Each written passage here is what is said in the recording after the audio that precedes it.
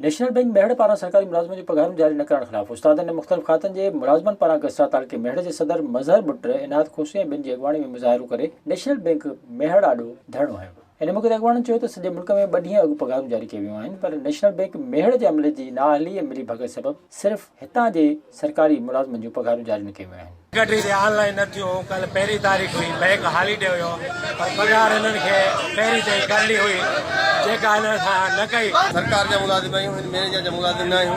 पूरी सिंध में 31 तारीख़ जेको आहे सभिनी खे पघारूं मिली चुकियूं आहिनि, लेकिन हितां जो मैनेजर जो अमलो जेको आहे ही माफ़िया सां गॾु जेके बि चेक हिन वटि अचनि था उन खां हर चेक ते 500,000 वठी करे इहे 4-5 लख रुपया हर महीने कमाए थो ऐं असांजी पघार जेको आहे ड्यू डेट ते बिल्कुलु ATM में नथी अचे। हिन चयो त नेशनल बैंक मेहड़ पारां 1 तारीख़ ते ATM मशीन बंदि करे बैंक जी लिंक डाउन कई थी वञे, जंहिं सबबि मुलाज़िमनि खे पघारूं नथियूं मिली सघनि। हुननि चयो त मसइलो हल न थियो त एहतिजाज जो दाइरो वधायो वेंदो। विज़िट कयो अवामी आवाज़ मीडिया ग्रुप जी वेबसाइट awamiawaz.pk